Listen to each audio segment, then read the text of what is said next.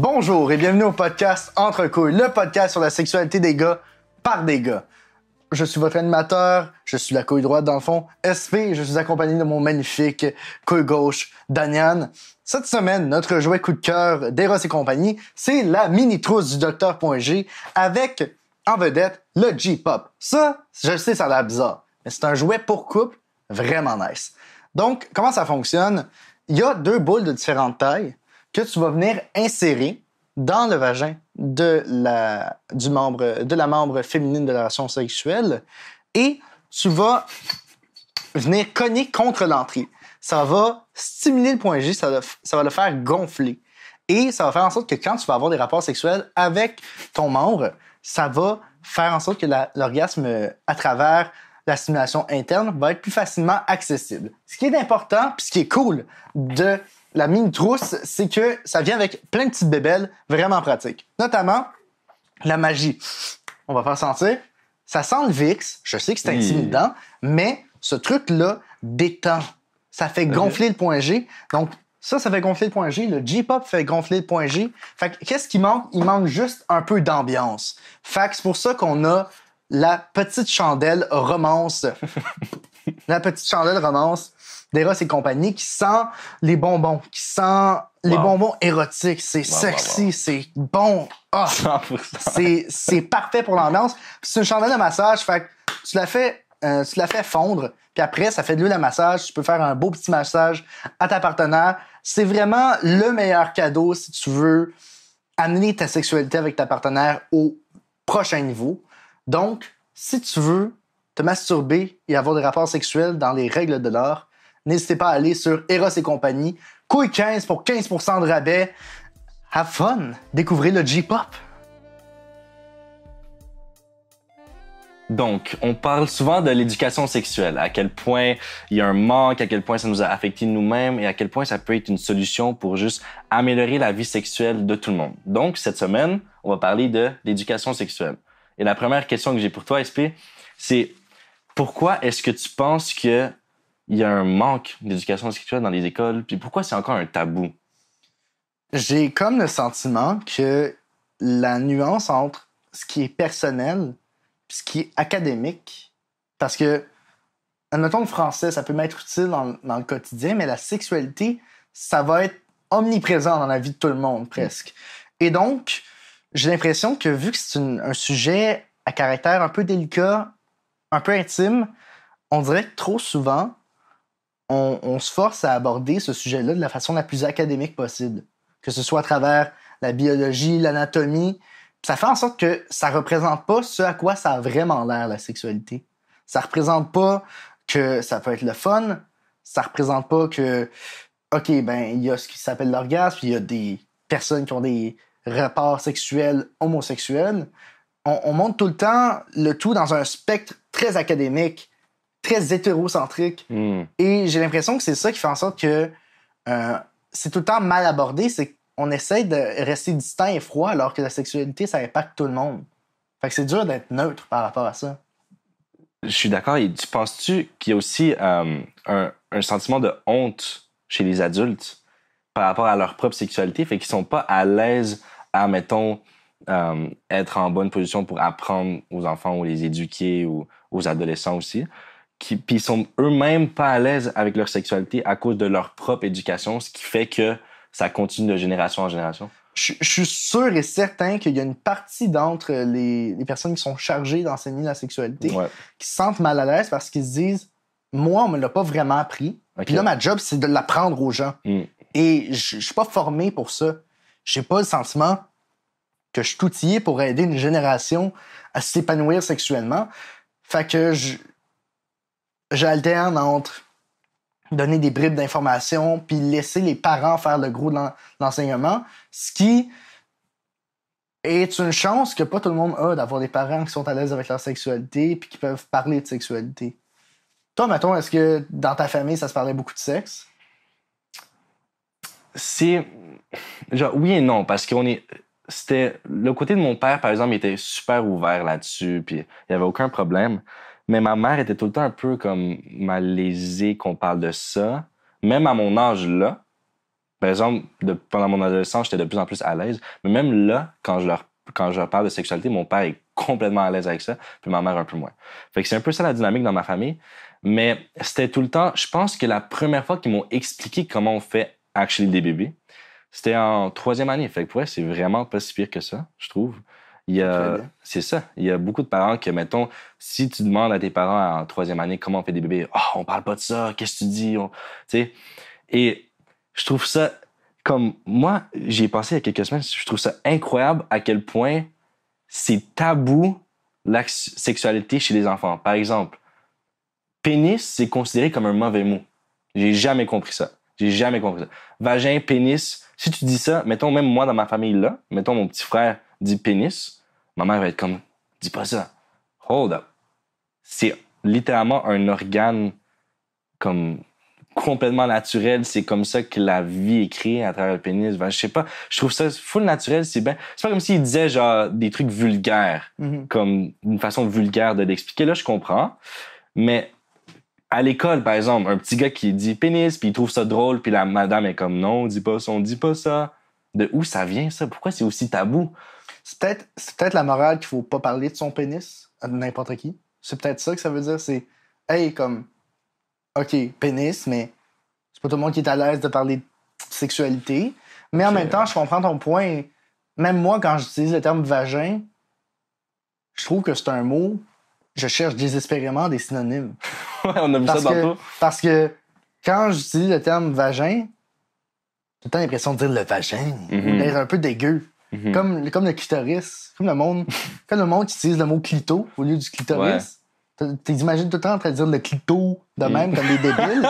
C'est pas ça. Fait que je sais pas. J'ai l'impression que c'est des termes qu'on nous a brandés comme étant tabous puis bizarres à aborder, mais en soi, je suis d'accord avec toi, il n'y a aucune gêne à parler de ça. Ensuite, l'étape supérieure, c'est pourquoi est-ce que quand je pose une question sur « Hey, maman, c'est quoi une fellation? » Là, c'est le malaise total de... Ben, tu sais, les hommes, ils ont une espèce de suçon. Et des fois, ben, le papa, il aime ça, que la mère, elle goûte au suçon, pis t'es comme... c'est pas si pire, mais ça pourrait être mieux. Ça pourrait être plus académique, plus éducatif. Puis j'ai l'impression qu'il y a clairement un manque d'éducation sexuelle. Certes, chez la famille, mais on choisit pas notre famille. Non, ouais. Mais on choisit nos écoles. Fait que je trouve que il serait peut-être temps qu'on ait des cours de sexualité ou de sexologie en soi au secondaire. Parce que, bon, petite anecdote, j'en ai eu un au cégep, ça a tout changé. Ouais. Voir les profils d'attachement, voir les profils d'attachement, dédier un cours complet sur l'orgasme féminin. J'ai découvert le concept du clitoris à ce moment-là. J'avais déjà commencé ma vie sexuelle, mais c'est trop tard. Faut que j'apprenne ça jeune. Faut que j'apprenne ça. Les bases aussi, évidemment, le consentement, tous ces sujets-là.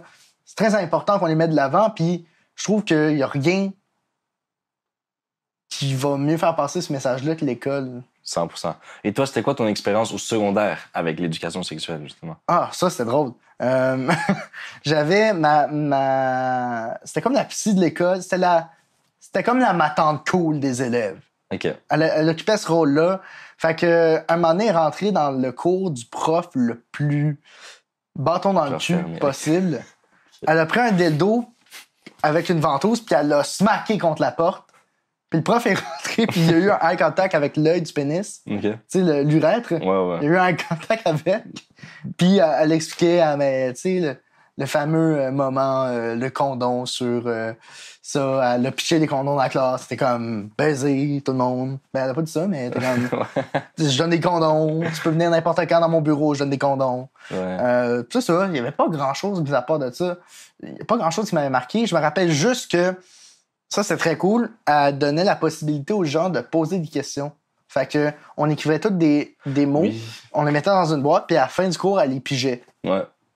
Des fois, il y avait des questions niaiseuses. Mais la plupart du temps, surprenamment, c'était très intelligent. Puis j'ai l'impression que des fois, les adultes ils perçoivent la vision de la sexualité des jeunes comme étant niaiseuse. On dirait qu'ils s'attendent à ce qu'on niaise là-dessus. Absolument. Puis c'est pas tout le temps le cas. Et le truc des questions, je trouve que c'est une super bonne idée parce que moi aussi, j'avais fait le processus avec les questions. Et mettons, il y a quelqu'un qui avait posé la question, est-ce que c'est vrai que plus tu te masturbes, plus ton pénis va être petit? Tu sais, c'est un... Ben, t'as jamais entendu ça? Non. Il y a ce genre de questionnement, des fois, chez les jeunes, qui pensent que, tu sais, le mouvement, parce que tu fais ça, genre, fait que c'est comme si tu... Il se passe quoi quand t'as un micro-pénis? Comme, il disparaît? Je sais pas, il y avait pas cette question-là. Mais, c'est fait que j'ai trouvé ça comme intéressant, puis, tu sais, on avait une partie de notre cours de sciences qui était dédiée à la sexualité. Fait que moi, je trouve que c'était déjà un bon début.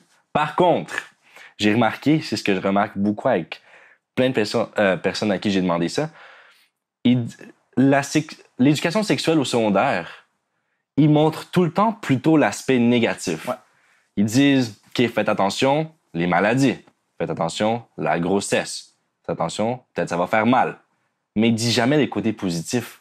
Fait que toi, mettons pour eux qui n'ont pas encore eu d'expérience sexuelle au secondaire, t'arrives et comme t'as legit peur. T'arrives avec un certain doute, puis insécurité, peur, inconfort dans le monde de la sexualité.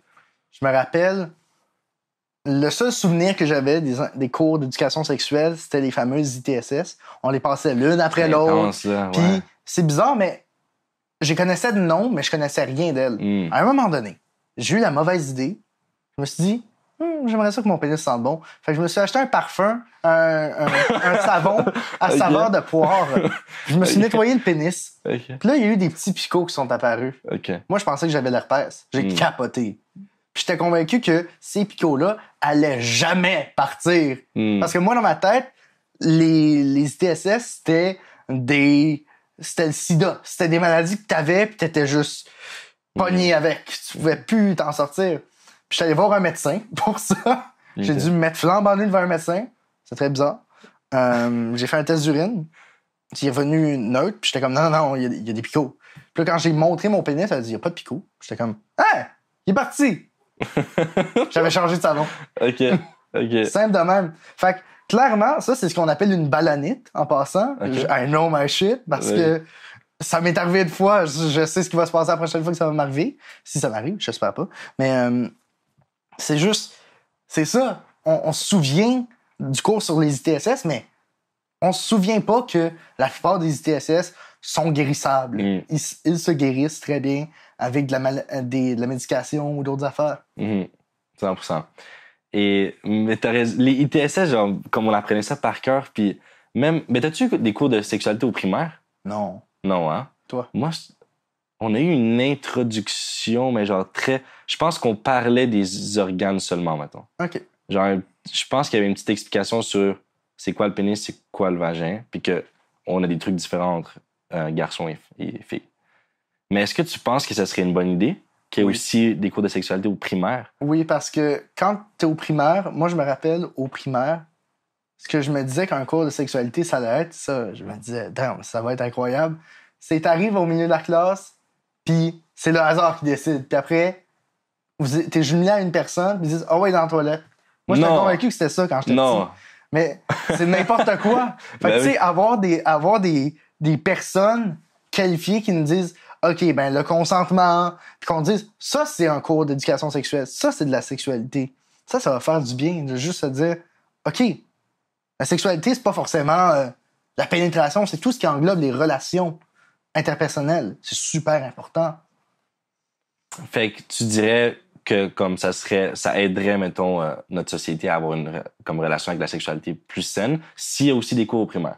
Oui, mais je prends pour exemple, admettons, ma partenaire actuelle qui, elle, a eu la chance d'avoir une mère super ouverte sur la sexualité, qui, très jeune, lui a expliqué les bases, puis comme en 6e année, elle savait déjà comment ça fonctionnait, tout ça, puis elle comprenait comment ça fonctionnait, puis là, ça fait en sorte que elle connaît ces informations-là depuis tellement longtemps qu'elle a un rapport sain avec sa sexualité, ce que nombre d'entre nous n'ont pas. Donc, plus jeune on en parle, mieux c'est. C'est sûr, on y va de façon graduelle. D'après moi, il faut aborder les informations de façon progressive. Ouais. Tu vas pas m'expliquer c'est quoi la sodomie à un enfant de 3 ans. Effectivement. Parce qu'il va pas comprendre. Déjà, il comprendra pas les mots parce qu'il a 3 ans. Mais il faut y aller de façon progressive, d'après moi. Mais toi, qu'est-ce que t'en penses? Ben, je suis d'accord, par exemple, de comme je disais tantôt, les mots comme pénis, vagin, tu sais, ça, il faut que les enfants soient à l'aise avec ça. Genre, c'est ton t'es mis avec ça, comme c'est super, je sais pas. Moi, je trouve que c'est super naturel, puis que ce soit un mauvais mot, je suis complètement en désaccord avec ça. Donc, une introduction au primaire, mettons, quatrième, cinquième, sixième, qui disent, OK, les garçons, vous avez un pénis, les filles, vous avez un vagin, genre. Puis, ils expliquent un peu le corps, la différence dans les corps. Ça, je trouve ça intéressant. Après ça, on avait cette conversation-là, off podcast à un moment donné, que tu disais qu'ils pourraient aussi présenter la possibilité que, par exemple, un jour, s'ils se sentent pas à l'aise dans leur corps, ils peuvent changer de sexe, tout ça. C'est là que je trouve que c'est un peu la limite, parce que c'est bien correct si rendu à 18, 20, tu réalises, je suis pas à l'aise dans mon corps, je veux changer, OK. Puis si tu le fais par toi-même et genre, tu l'as réalisé par toi-même, c'est correct. Mais on dirait que si on enseigne ça au primaire, c'est comme si peut-être qu'on peut les influencer vers ça. Et il y a certains qui pourraient prendre ça comme trop à la légère puis pas comprendre à quel point c'est une décision extrêmement importante qui va affecter ta vie. Parce que j'ai entendu des histoires du monde que pendant l'adolescence, je m'en rappelle plus c'était où, mais il y a des places où c'est légal. Tu peux faire une chirurgie pour changer de sexe. Puis après ça, rendu plus vieux, ils regrettaient ça, puis genre au point que comme ça a détruit leur vie.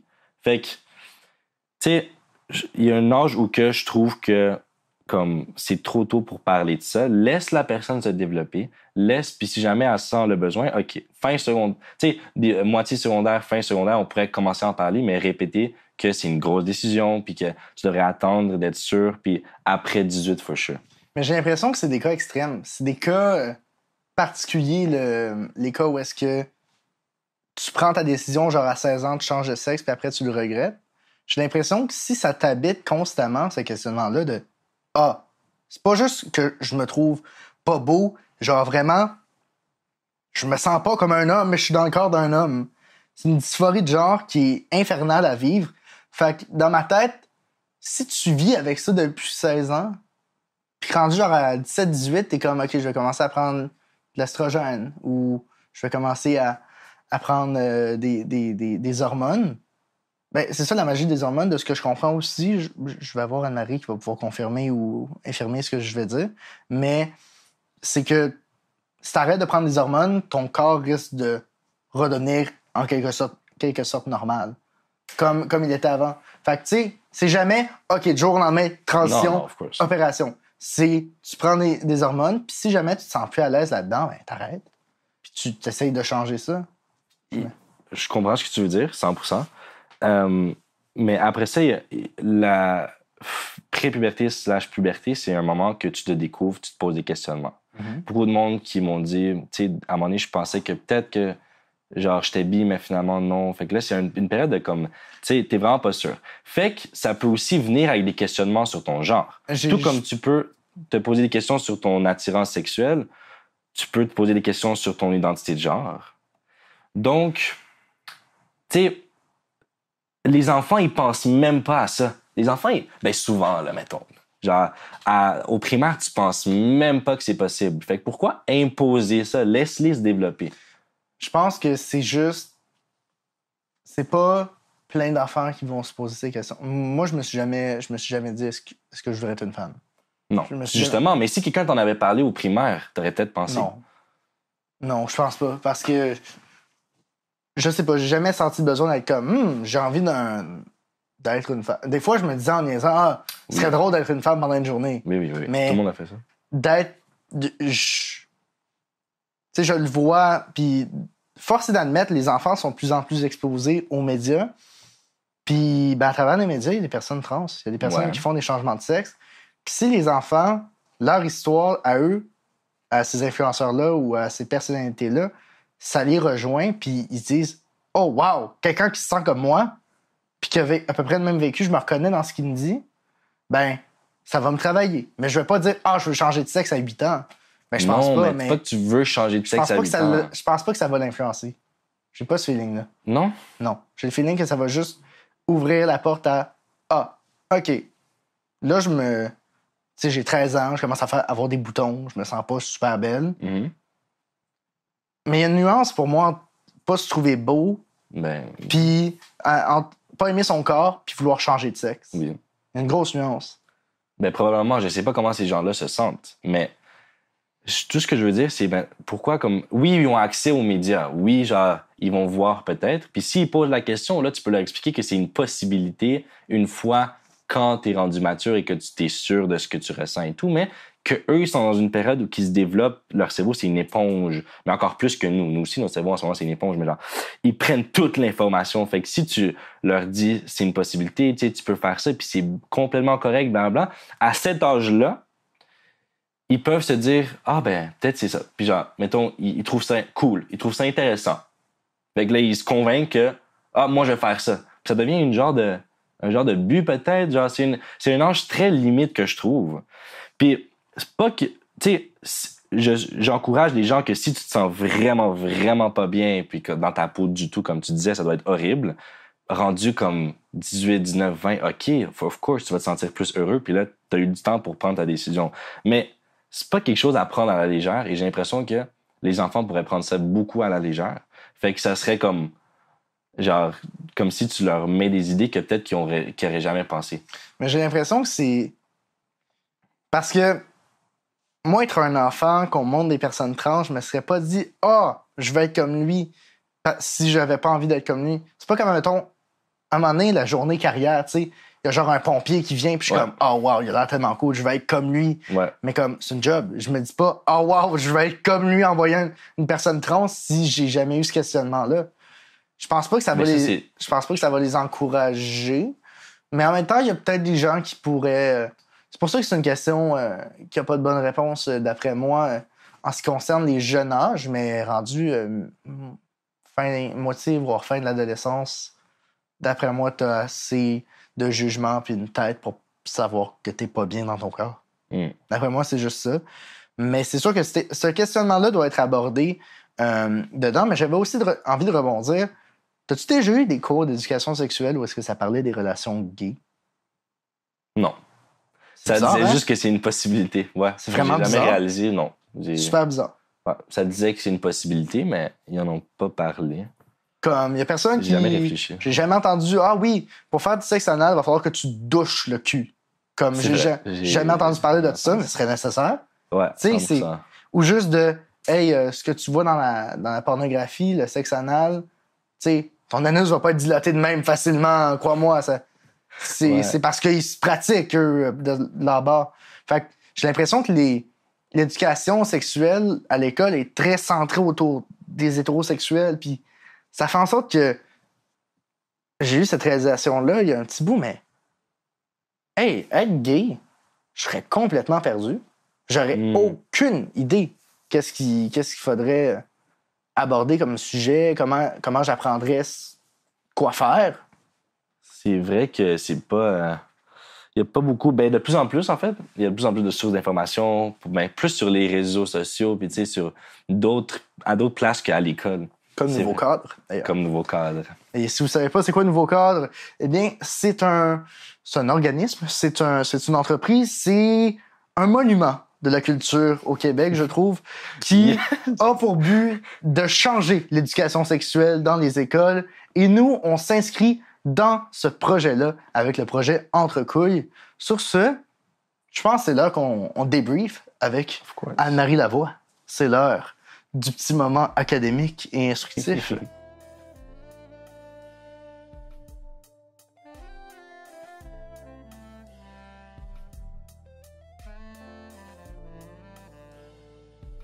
Bon. Fait que toi, Anne-Marie, tu vois, on débattait tantôt sur l'éducation primaire, l'éducation sexuelle, puis l'identité du genre. Toi, qu'est-ce que t'en penses? Ben, de un, je vais prôner pour ma paroisse, là, c'est super important l'éducation sexuelle. Saviez-vous que depuis 2018, l'éducation sexuelle est obligatoire au primaire et au secondaire dans les écoles du Québec? Obligatoire? Génial. Le contenu d'éducation sexuelle, il y a des fiches qui ont été faites avec les sujets qui doivent être abordés selon le degré, laquelle année, du primaire au secondaire. Nice. C'est obligatoire que ce soit donné dans les écoles, mais c'est pas obligatoire que les profs les donnent. C'est là que c'est problématique. Fait qu'il y a certains profs, parce que là, on donne cette charge-là aux professeurs. Tu sais, on a des sexologues, mais c'est difficile de les amener dans les écoles. Il y a des réticences. Là, je pourrais partir sur un autre débat. Mais fait que les profs sont pas obligés de le faire. c'est les profs qui sont à l'aise peuvent donner le contenu qui est préparé pour eux, parce qu'il y a un contenu déjà prêt.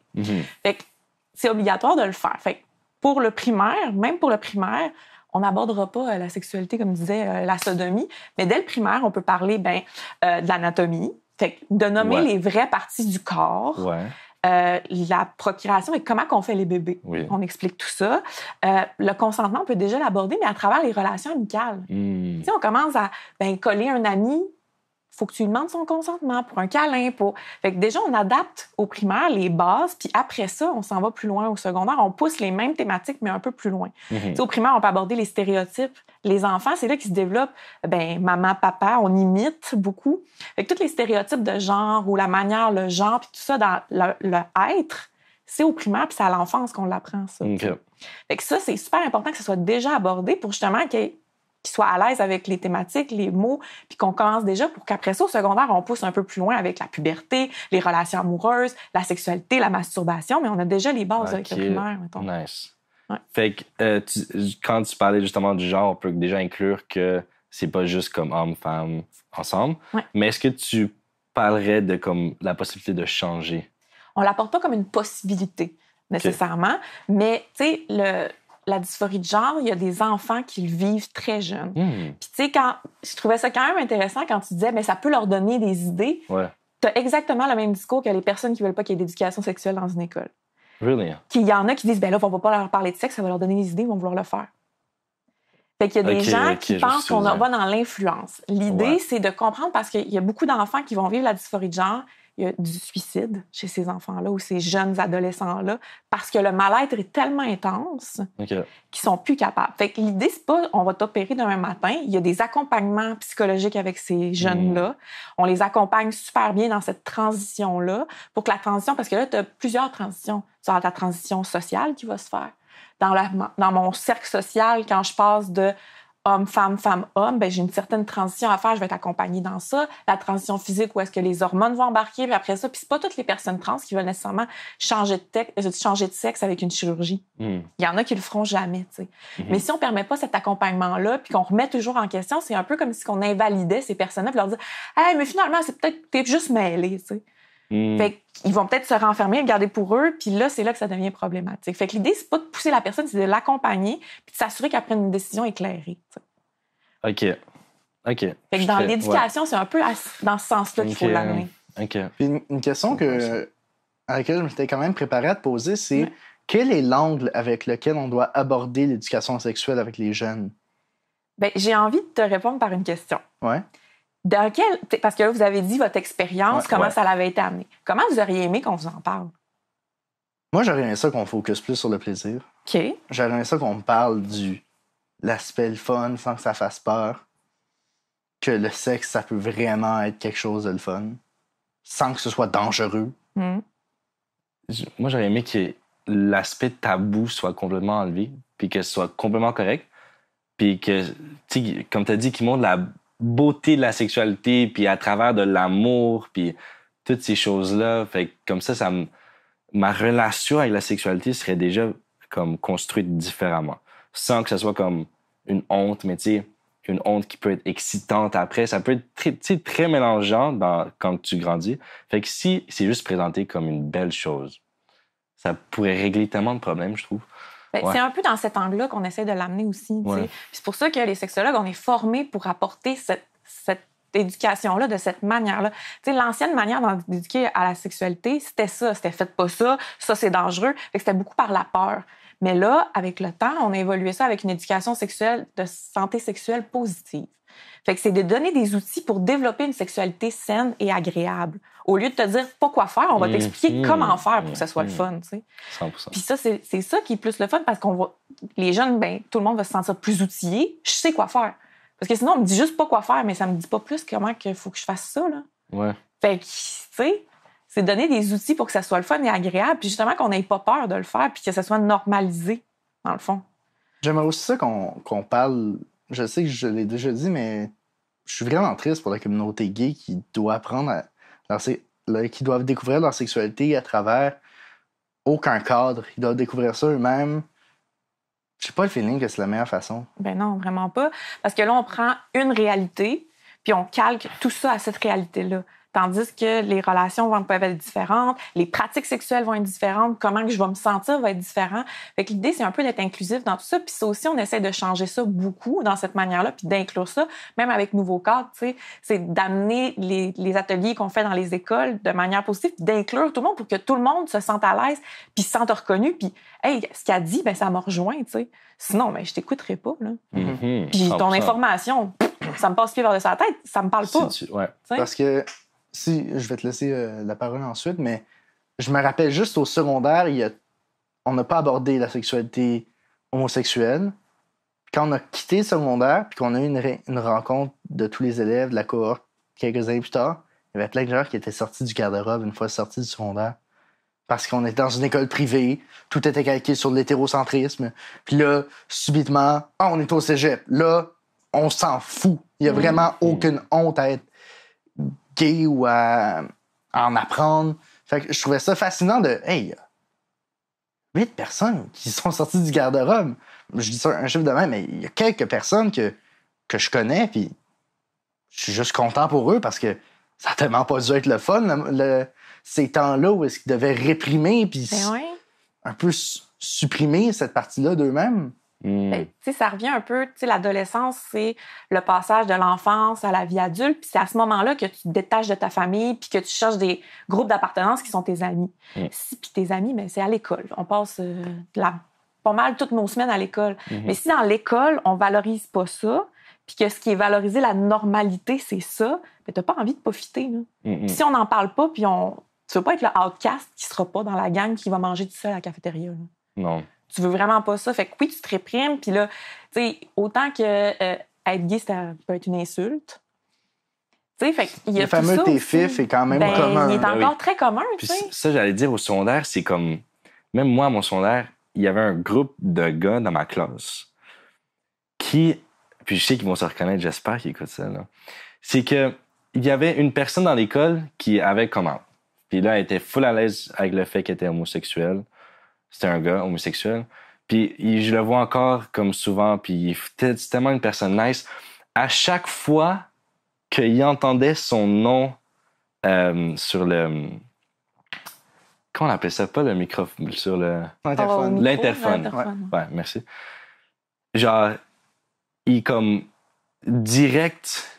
Il jokait avec son nom, il jokait avec des mouvements qu'il faisait pour genre vraiment le rabaisser, ou il le traitait aussi de pédé. Ce qui est un gros... Puis tu sais, j'étais comme... Bro, ça c'était il y a comme 3 ans, là. C'est même... Genre, je sais pas. Puis à la base, en secondaire 3, je me tenais avec ce groupe de gars-là, mais après ça, je pouvais juste plus deal like... Genre, pourquoi? Qu'est-ce que cette personne-là t'a fait? Actually, cette personne-là, qu'est-ce qu'elle t'a fait pour que tu puisses la rabaisser à cause de son intérêt sexuel, qu'elle est née comme ça? Dans ma tête, ça faisait tellement pas de sens que comme... Moi, je me suis juste éloigné de eux, puis il était vraiment intense, puis ça me décevait, mais comme au secondaire, c'est encore hyper présent, et pas juste au secondaire. Dans les commentaires TikTok en ce moment, genre, c'est des gars de 18, 20, et ainsi de suite. Tu sais, des fans de plein de personnes qui encouragent le alpha, puis comme... J'ai pas envie de nommer le nom, mais... OK, c'est ça, tu sais de qui je parle. Puis ça, comme c'est encore présent. Puis au cégep, on dirait que c'est plus dans les valeurs. C'est comme si tu juges les personnes homosexuelles au cégep, t'es comme... En fait, c'est toi qui est pas cool, genre. Y a pas, on dirait que la notion de gang disparaît au cégep. Exactement, ça aussi. J'ai une question pour toi. Ouais. Puis tu peux peut-être pas me répondre.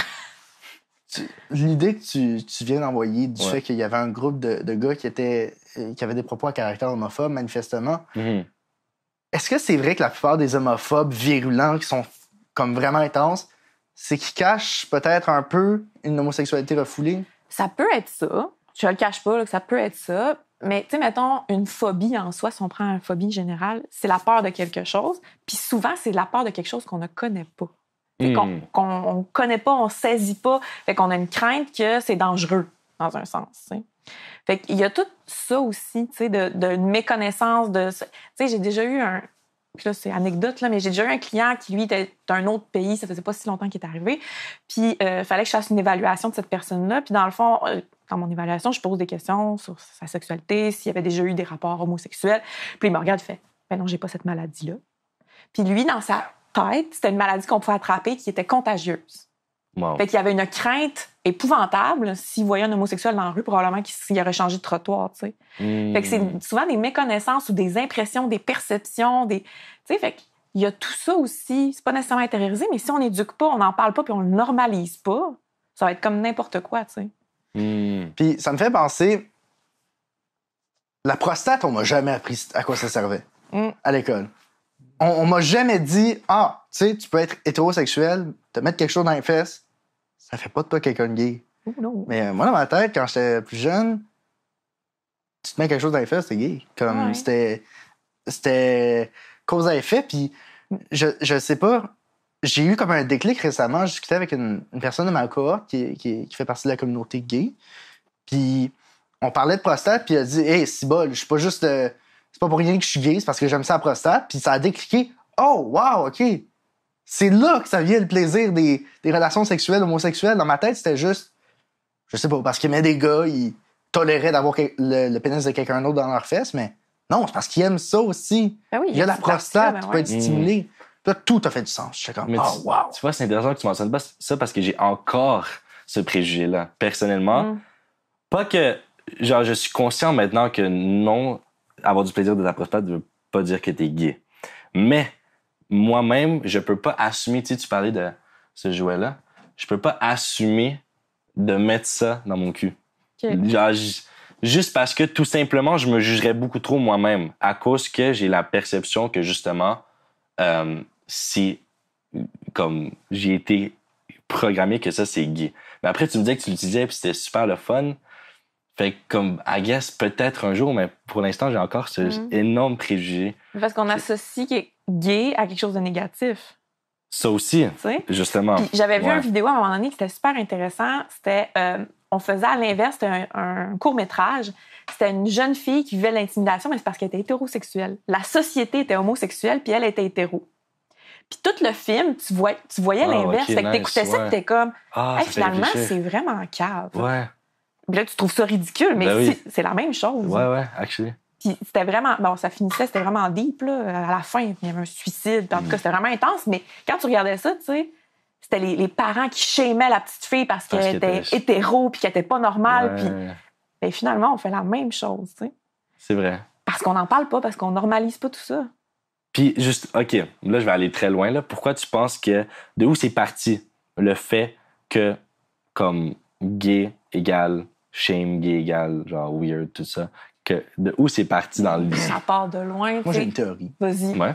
Ça m'intéresse. Je suis pas le sexologue, mais j'ai l'impression que les personnes qui ont une attirance vers le même sexe, ça, c'est commun dans toutes les espèces animales, mais c'est jamais la majorité d'une population, de ce que je comprends.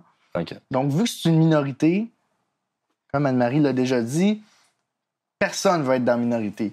Fait que j'ai comme le sentiment que les gens qui faisaient partie de cette communauté-là, qui est une minorité dans la population, se faisaient tasser de côté vu qu'ils étaient différents, vu qu'ils avaient des intérêts pour quelque chose qui n'était pas commun à tout le monde. Naturellement, la population les a rejetés. Les a un peu présentés comme des freaks, alors que c'est pas ça. C'est ça ma théorie, c'est que... Ben, il y a ça, mais il y a aussi qu'à la base, la sexualité, c'était pour avoir des bébés puis agrandir la population. Sinon, ça sert à rien, c'est pas naturel. Fait que pourquoi tu aurais des relations homosexuelles, ça sert à rien. C'est pas normal. La normalité, c'est de procréer, faire des bébés pour avoir des grosses familles.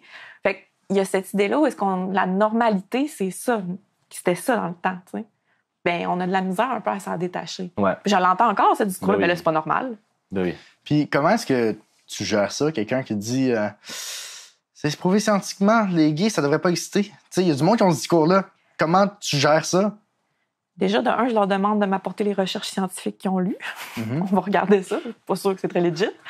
Mais c'est difficile quand même, surtout dépendamment du background de la personne, de la culture de la personne. Il y a comme plein de choses. Puis c'est beaucoup d'éducation, mais puis il y a des personnes que malheureusement, ça peut pas changer ou qui veulent pas changer. Puis ça, c'est plate parce que ça a des gros dommages sur cette communauté-là où les personnes, puis comment ils vont se sentir à l'aise. Puis c'est un travail difficile, mais il y a des personnes que, comme je te dis, c'est au niveau de l'éducation, puis on en parle, puis ils sont comme « Ah ouais, finalement, tu sais, j'avais toutes ces idées-là préconçues ou ces ces pensées-là, puis finalement, c'est pas ça, tu sais. Fait que ça parle par le dialogue, les informations transmises, beaucoup, mais il y en a qui veulent pas changer, puis ça, c'est vraiment dommageable, puis c'est questionnable aussi.